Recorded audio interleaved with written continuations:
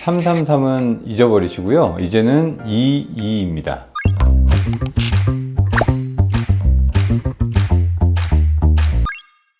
안녕하세요. 서울이건치과 이재성 원장입니다. 여러분 333 법칙 다들 아시죠? 그런데 오늘은 예전에 우리가 배웠던 그 333 양치하는 법칙이 아니라 최근에 이제 글로벌 가이드라인으로 바뀌고 있는 이 법칙에 대해서 조금 더 설명을 드리겠습니다. 양치를 너무 안 하면 충치가 생기지만요, 또 너무 잘못하게 되면은 치아가 닳아버릴 수가 있어요. 이 적절한 균형점이 이 법칙인데요. 저도 학교 다닐 때는 그 333 법칙이라고 해서 하루에 3번, 그리고 3분 이상, 식사 후 뭐 3분 안에 양치를 한다, 이렇게 이제 배웠었는데, 이렇게 양치를 하다 보니까 치아가 좀 마모되면서 오히려 망가지는 경우들을 많이 경험하게 돼서 최근에는 이런 방식들을 조금씩 바꿔나가고 있습니다. 먼저 이 양치하는 법을 그냥 한번 설명을 드릴게요. 이게 누구나 이게 매일 양치를 하다 보니까 이게 습관이 돼서 어떤 방식이 맞다 이런 게 아니라 본인이 이제 개운한 거를 찾아서 하시는 경우들이 있는데, 이런 경우에 조금 과하게 되는 경우들이 있습니다.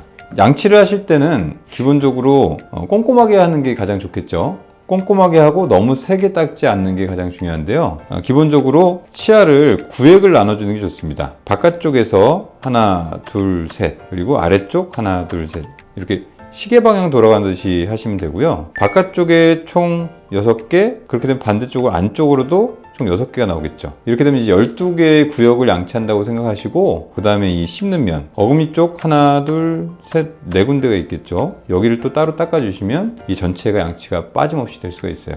한번 해볼게요. 그냥 뭐 양치하듯이 하면요, 이렇게 그냥 닦아주시면 되고요. 그리고 앞니 쪽도 닦아주시고, 이 어금니 쪽도 바깥쪽 닦아주신 다음에, 그 다음에 항상 잘 놓치는 부분이 어디냐면 이 어금니 뒤쪽입니다. 여기가 잘 안 되는데, 이쪽은 이렇게 칫솔을 돌려서 이 뒤에까지를 다 닦아주시는 게 좋고요. 그리고 안쪽을 양치할 때도 약간 세워서 이 각도로 들어서 양치를 하시고, 위아래 안쪽은 양치가 잘 안 되기 때문에 이렇게 세워서 양치를 해주시면 됩니다.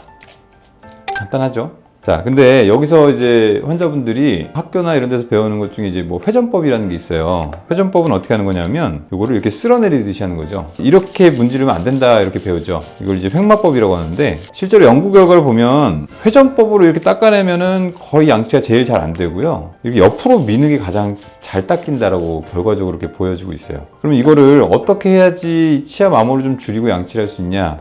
그렇게 해서 나온 게 이제 뭐 바스법이라고 하는 방법인데, 이름은 중요하지 않고 그냥 이렇게 생각하시면 됩니다. 45도 각도로 잇몸 쪽에 대고요. 약간 이렇게 문질러 드시듯이 진동을 주시면 됩니다. 이렇게.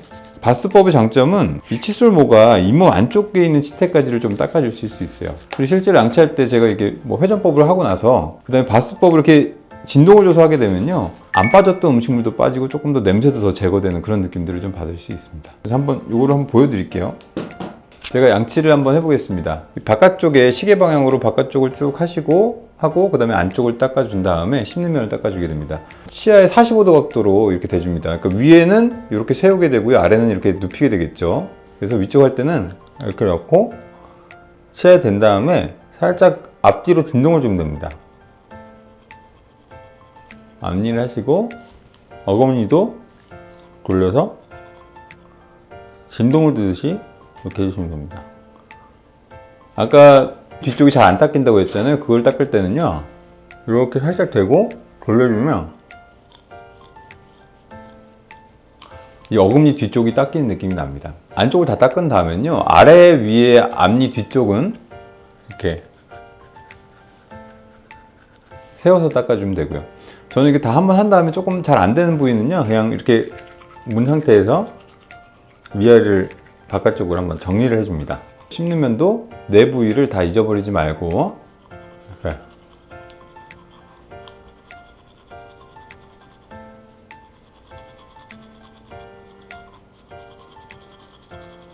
마지막에는 이제 혀를 닦아야겠죠. 너무 목구멍까지 들어가실 필요는 없고요. 이렇게 돌기 있는 부분들을 다 깨끗하게 닦아주시고, 그 다음에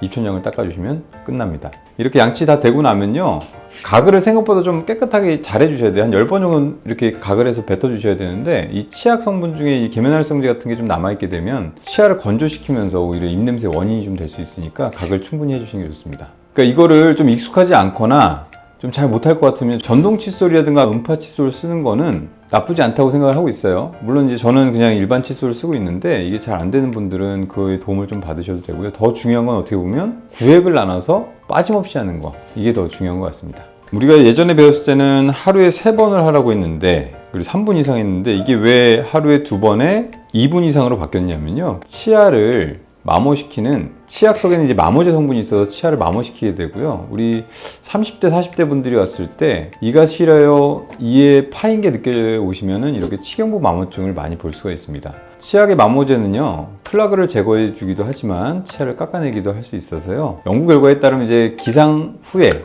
그리고 자기 전에 2번을 아주 꼼꼼하게 해주는 게 가장 좋다, 이렇게 결론이 나 있는데요. 그럼 실제로 저는 점심 먹고 합니다.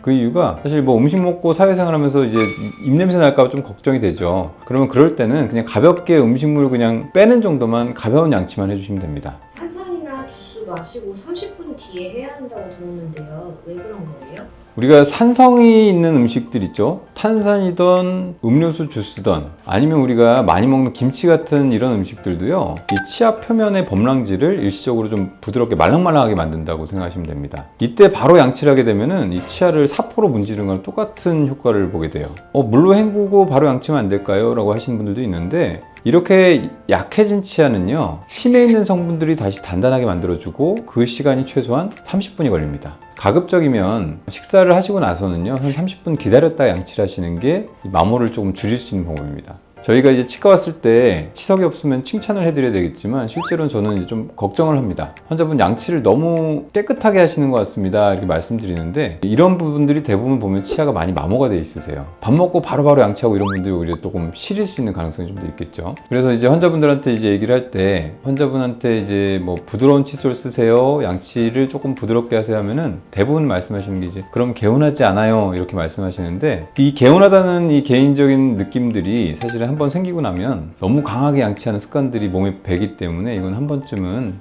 생각을 해보셔야 될 문제인 것 같습니다.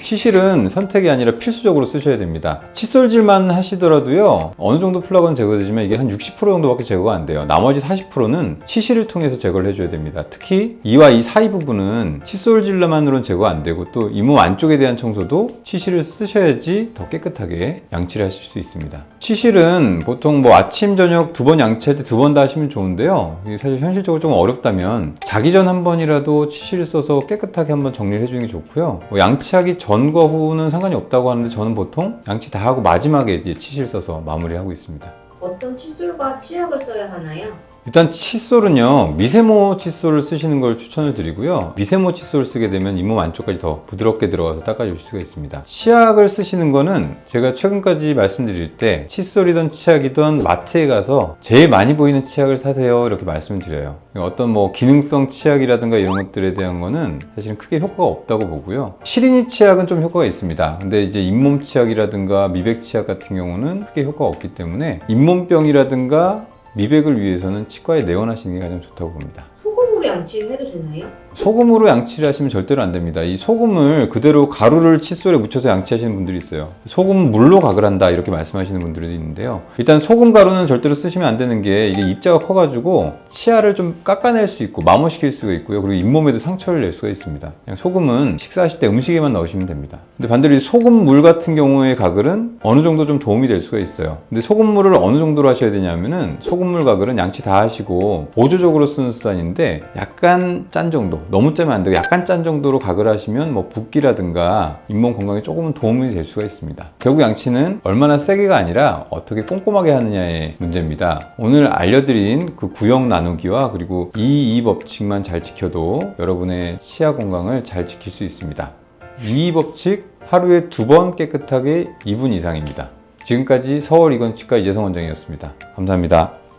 치약이든 칫솔이든 사실 믿을만한 브랜드의 마트에서 시중에서 살 수 있는 대부분의 칫솔 치약들은 큰 문제가 없다라고 저희가 판단하는데요, 칫솔에서는 미세모 칫솔을 쓰시는 게 저는 추천을 드리고, 치약은 불소가 꼭 함유되어 있는 치약을 쓰시는 게 좋습니다. 최근에 이렇게 많이 팔리는 치약 중에서 문제가 됐던 거는요, 함유되지 않아야 될 성분들이 들어가 있는 게 문제가 됐었는데, 보통 국내에서 제조된 분들은 큰 문제가 없는 걸로 알고 있으니까 확인을 해보시면 좋을 것 같습니다.